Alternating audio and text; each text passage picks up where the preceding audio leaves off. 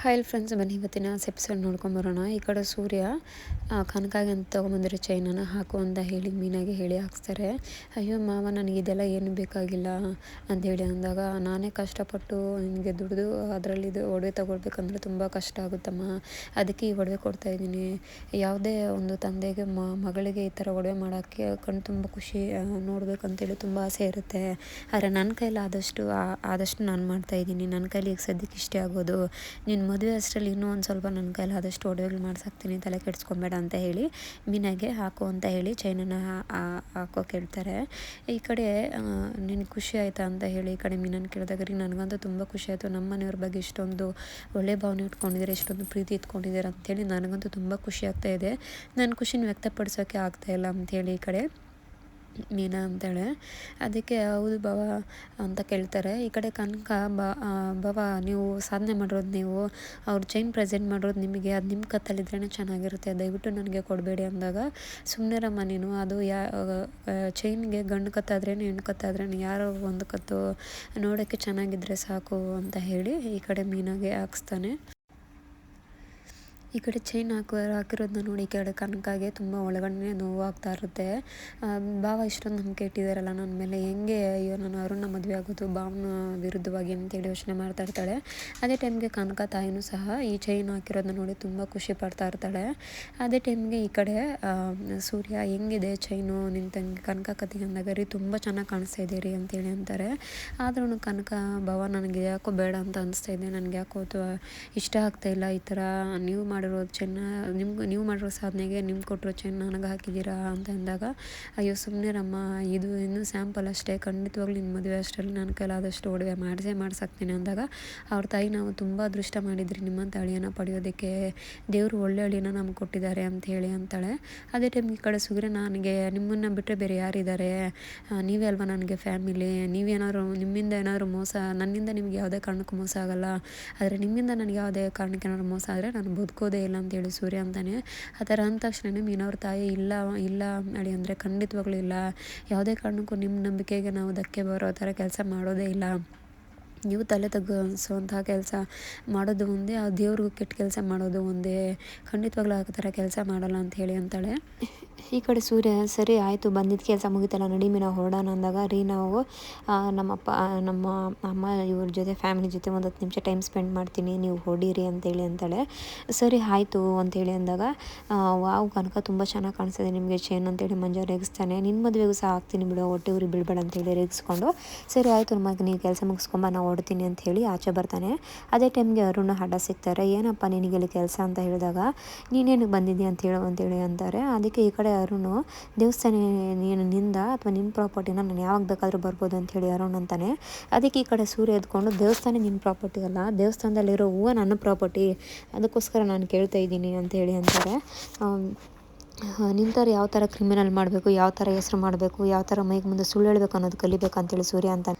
ಅದಕ್ಕೆ ಈ ಕಡೆ ಅರುಣ್, ಅದಕ್ಕೆ ಅಲ್ವಾ ನೀನು ವಿಡಿಯೋ ಮಾಡಿ ಬಿಟ್ಟಿರೋದು, ನೀನು ಮೆಚ್ಕೋಬೇಕಂತ ಹೇಳಿ ಅಂತ ಅಂದಾಗ, ಅಲ್ಲ ಅಪ್ಪನೇ, ನೀನೇನಕ್ಕೆ ಆ ಥರ ಸುಳ್ಳು ಹೇಳಬೇಕಿತ್ತು, ಇರೋ ನಿಜನ ಇರೋದಂಗೆ ಹೇಳಿದರೆ ನಿನಗೂ ಸನ್ಮಾನ ಬರ್ತಾಯಿತ್ತಲ್ಲ ಅಂದಾಗ, ಶತ್ರುಗಳ ಕೈಯಲ್ಲೆಲ್ಲ ನಾನು ಅಡ್ವೈಸ್ ತೊಗೊಳ್ಳೋ ಅವಶ್ಯಕತೆ ಇಲ್ಲ ಅಂಥೇಳಿ ಅರುಣ್ ಅಂತಾನೆ. ಅಡ್ವೈಸ್ ತೊಗೊಳೋದ್ರಲ್ಲಿ ಏನಿದೆ, ಶತ್ರುಗಳಾದ್ರೇನು ಯಾರಾದ್ರೇನು ಒಳ್ಳೆ ರೀತಿಲಿ ಒಳ್ಳೆ ನಿಯತ್ತಾಗಿ ಬದುಕು ಅಂತೇಳಿ ಅಂತಾರೆ. ಯಾವುದೇ ಕಾರಣಕ್ಕೂ ನೀನು ಕನಕನ ಮಾತಾಡ್ಸಂಗಿಲ್ಲ, ಅವಳನ್ನ ಭೇಟಿ ಆದಂಗಿಲ್ಲ, ಆದರೆ ಹುಷಾರು ಅಂತ ಹೇಳಿ ವಾರ್ನ್ ಮಾಡ್ತಾನೆ. ಸರಿ ಅಂಥೇಳಿ ಇವನು ವಾರ್ನ್ ಮಾಡಿರೋ ಇದಕ್ಕೆ ಅರುಣ್ ಅಲ್ಲಿಂದ ಹೊರಟೋಗ್ತಾನೆ. ಈ ಕಡೆ ಕಸ್ತೂರಿ ಮನೆಗೆ ರೋಹಿಣಿ ಬರ್ತಾಳೆ. ನಿಮ್ಮಿಂದ ಒಂದು ಹೆಲ್ಪ್ ಆಗಬೇಕು, ನಮ್ಮ ಅತ್ತೆ ಯಾವ ಟೈಮಲ್ಲಿ ಏನು ಮಾಡ್ತಾರಂತ ಗೊತ್ತಾಗ್ತಾ ಇಲ್ಲ, ಬೇಕಾದರೆ ಡೈವರ್ಸು ಸಹ ಕೊಡ್ಬೋದಾ ಅಂತ ಪರಿಸ್ಥಿತಿಲಿದ್ದಾರೆ, ನಾನು ಏನು ತಪ್ಪು ಮಾಡಿದ್ದೀನಿ ಅಂಥೇಳಿ ಇಷ್ಟೊಂದು ದ್ವೇಷ ಸಾಧಿಸ್ತಾ ಇದ್ದಾರೆ ನನ್ನ ಮೇಲೆ, ನನಗೋಸ್ಕರ ನನಗೆ ಒಂದು ಹೆಲ್ಪ್ ಮಾಡಿಕೊಡಿ ಅಂಥೇಳಿ ಅಂತಾಳೆ. ಅದಾದಮೇಲೆ ಸ್ವಾಮೀಜಿಗಳ ಹತ್ರ ಹೋಗೋಣ, ನಾನು ಅದ್ರಿಗೆ ಒಂದು ಐಡಿಯಾ ಮಾಡಿದ್ದೀನಿ, ನೀವು ಅತ್ತೆನ ಜಸ್ಟ್ ಫೋನ್ ಮಾಡಿ ಈ ಥರ ಬರೋಕ್ಕೆ ಹೇಳಿ ಸಾಕು, ಇನ್ನೆಲ್ಲ ನಾನು ಮಿಕ್ಕಿದ್ದು ನೋಡ್ಕೊತೀನಿ ಅಂತಾಳೆ. ಅದಕ್ಕೆ ಕಸ್ತೂರಿ, ಅದಕ್ಕೂ ಒಂದು ಸ್ವಲ್ಪ ದುಡ್ಡು ಬೇಕಾಗುತ್ತೆ ಅಂತೇಳಿ ಅಂತಾಳೆ. ಅದಕ್ಕೆ ರೋಹಿಣಿ, ನೀವು ಅದ್ರ ಬಗ್ಗೆ ಎಲ್ಲ ತಲೆ ಕೆಡಿಸ್ಕೊಂಬೇಡ್ರಿ, ಅದಕ್ಕೆ ದುಡ್ಡೆಲ್ಲ ನಾನು ಆಲ್ರೆಡಿ ಏರ್ಪಾಟ್ ಮಾಡಿದ್ದೀನಿ, ನೀವು ಅತ್ತೆಗೆ ಫೋನ್ ಮಾಡಿ ಹೇಳಿ ಅಲ್ಲಿಗೆ ಕರೆಸಿದ್ರೆ ಸಾಕು ಅಂತೇಳಿ ಅಂದಾಗ, ಸರಿನಮ್ಮ, ಯಾವ ಜನ್ಮದಲ್ಲಿ ನಾನು ಏನು ಪಾಪ ಮಾಡಿದ್ನೋ, ಮಗ ಸೊಸೆ ನನ್ನನ್ನು ಬಿಟ್ಟೋದ್ರು, ಇದರಿಂದ ನಿಮ್ಮ ಜೀವನ ಚೆನ್ನಾಗಿರುತ್ತೆ ಅನ್ನೋದಾದರೆ ಖಂಡಿತವಾಗ್ಲೂ ನಾನು ನಿನಗೆ ಹೆಲ್ಪ್ ಮಾಡೇ ಮಾಡ್ತೀನಿ, ನೀನೇನು ಅದ್ರ ಬಗ್ಗೆ ತಲೆ ಕೆಡಿಸ್ಕೊಂಬೇಡ ಅಂತೇಳಿ ಅಂತಾರೆ. ಒಂದು ವೇಳೆ ಅವ್ರಿಗೇನಾದರೂ ಗೊತ್ತಾಗ್ಬಿಟ್ರೆ ಅಂತೇಳಿ ರೋಹಿಣಿ ಅಂದಾಗ, ಖಂಡಿತವಾಗ್ಲಿಲ್ಲಮ್ಮ, ಅವಳು ಗೊತ್ತಾದರೂ ಏನೂ ತೊಂದರೆ ಏನಿಲ್ಲ ಬಿಡು, ನೀ ತಲೆ ಕೆಡಿಸ್ಕೊಂಬೇಡ, ನಾನು ನೋಡ್ಕೊತೀನಿ ಅಂತ ಹೇಳಿ ಫೋನ್ ಮಾಡಿ ಶಾಂತಿಗೆ ಹೇಳ್ತಾಳೆ. ಶಾಂತಿ, ನೀನು ಅರ್ಜೆಂಟಾಗಿ ಮನೋಜನ್ನು ಕರ್ಕೊಂಡು ನಿನಗೆ ತಾಯ್ತ ಕಟ್ಟಿದ್ರಲ್ಲ ಸ್ವಾಮೀಜಿಯವರು ದೇವಸ್ಥಾನಕ್ಕೆ ಬಂದ್ಬಿಡು ಅಂತೇಳಿ ಅಂತಾರೆ.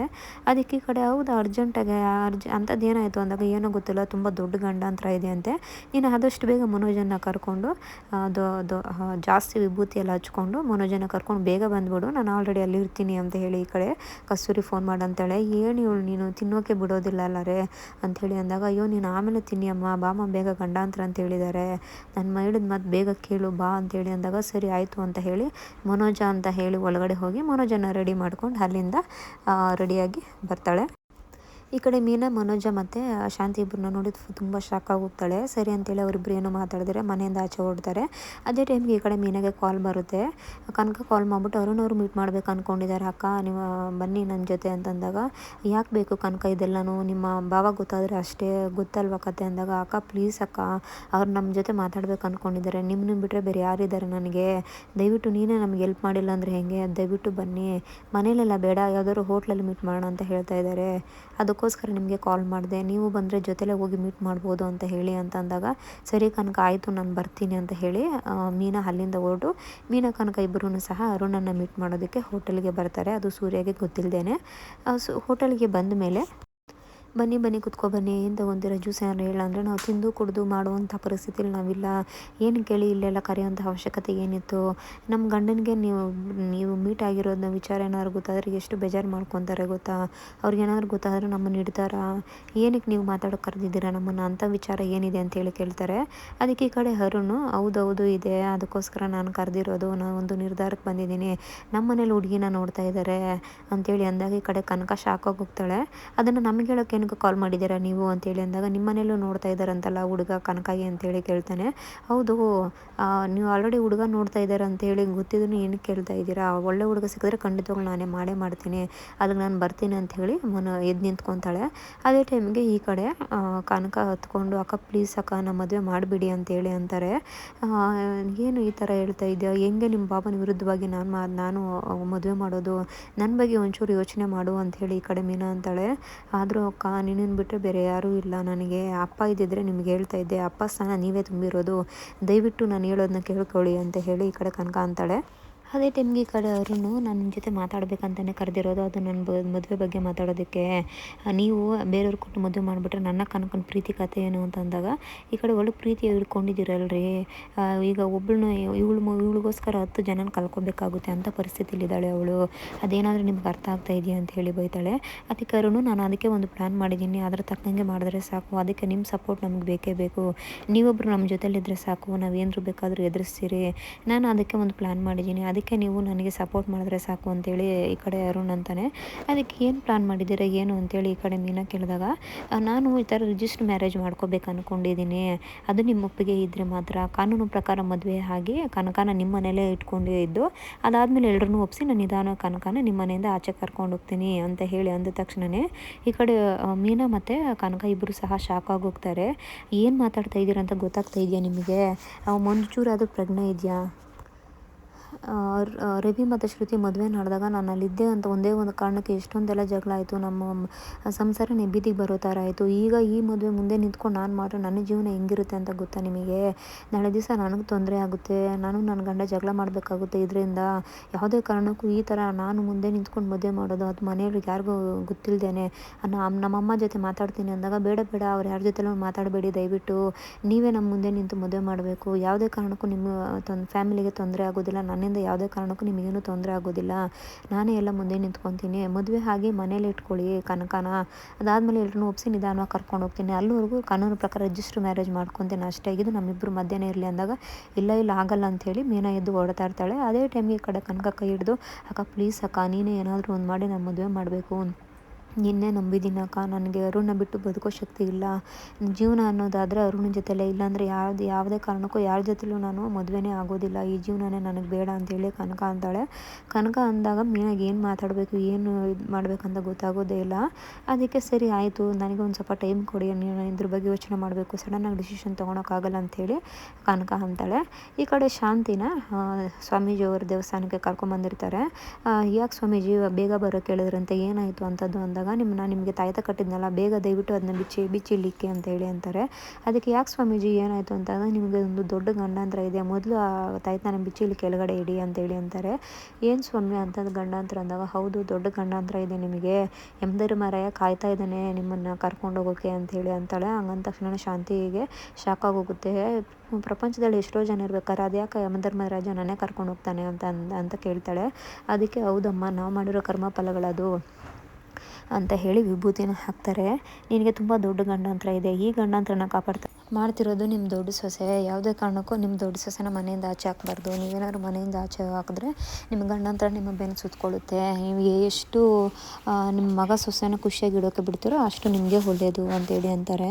ಆ ಥರ ಅಂದ ತಕ್ಷಣ ಇದೇನು ಕಸ್ತೂರಿ ಇವ್ರು ಈ ಥರ ಹೇಳ್ತಾ ಇದ್ದಾರೆ, ನಮ್ಮ ಸೊಸೆಗೂ ಇದಕ್ಕೆ ನನ್ನ ಗಂಡಾಂತರಕ್ಕೂ ಸಂಬಂಧ ಏನು ಅಂತಂದಾಗ, ಹೌದು ಒಬ್ರಿಗೊಬ್ರು ಖುಷಿಯಾಗಿ ಅನ್ಯೂನ್ಯವಾಗಿದ್ರೇ ನೀವು ನಾಳೆ ದಿವಸ ನಿಮ್ಮ ಗಂಡಾಂತರ ತೊಲಗೋದು. ಯಾವುದೇ ಕಾರಣಕ್ಕೂ ನಿಮ್ಮ ಸೊಸೆನ ಮನೆಯಿಂದ ಆಚೆ ಹಾಕಬಾರ್ದು. ಆ ಥರ ಏನಾದ್ರು ಮಾಡೋಕೆ ಹೋದರೆ ಗಂಡಾಂತರ ಇನ್ನೂ ನಿಮಗೆ ಜಾಸ್ತಿ ಆಗುತ್ತೆ. ಯಮಧರ್ಮರಾಯ ನಿಮ್ಮನ್ನು ಕರ್ಕೊಂಡು ಹೋಗಿ ಕಾಯ್ತಾ ಇರ್ತಾನೆ ಅಂತೇಳಿ ಸ್ವಾಮೀಜಿಗಳಂತಾರೆ. ಇದೇನು ಕಸ್ತೂರಿ ಇದು ಈ ಥರ ಹೇಳ್ತಾ ಇದ್ದಾರೆ ಅಂದಾಗ, ಹೌದು ಅವ್ರು ಹೇಳೋದೆಲ್ಲ ಒಳ್ಳೇದಕ್ಕೆ, ಅವ್ರ ಮಾತು ಕೇಳು, ಎಲ್ಲ ಒಳ್ಳೇದಾಗುತ್ತೆ ನಿಮಗೆ ಅಂಥೇಳಿ ಅಂತಾಳೆ. ನಮ್ಮ ಶಾಂತಿ ತುಂಬ ಒಳ್ಳೆಯವಳು, ಅವಳು ಆ ಥರ ಎಲ್ಲ ಮಾಡೋಕ್ಕೆ ದಯವಿಟ್ಟು ಬಿಡಬೇಡಿ ಗುರುಗಳೇ, ನೀವು ಏನಾದರೂ ಒಂದು ಮಾಡಬೇಕು ಅಂದಾಗ, ಹೌದು ನೀವು ಯಾವುದೇ ಕಾರಣಕ್ಕೂ ರೆಡ್ ಸ್ಯಾರಿ ಹಾಕ್ಕೊಬೇಕು ಮನೇಲಿ, ಇವನು ಊಟ ಮಾಡಬೇಕಾದ್ರೆ ಎಲ್ಲನೂ ಕಾಯ್ತಾ ಇರ್ತಾನೆ ಅವ್ನು ನಿಮ್ಮನ್ನು ಕರ್ಕೊಂಡು ಹೋಗೋಕ್ಕೆ ಅಂತ ಹೇಳ್ತಾಳೆ. ಅಲ್ಲಿಗೆ ಇವತ್ತಿನ ಎಪಿಸೋಡ್ ಕಂಪ್ಲೀಟ್ ಆಗುತ್ತೆ. ಮುಂದಿನ ಎಪಿಸೋಡಲ್ಲಿ ಆದಷ್ಟು ಮೀಟ್ ಮಾಡೋಣ. ನನ್ನ ವೀಡಿಯೋಸ್ ಇಷ್ಟ ಆದರೆ ದಯವಿಟ್ಟು ಲೈಕ್ ಮಾಡಿ, ಶೇರ್ ಮಾಡಿ, ಸಬ್ಸ್ಕ್ರೈಬ್ ಮಾಡಿ. ಬಾಯ್ ಬಾಯ್.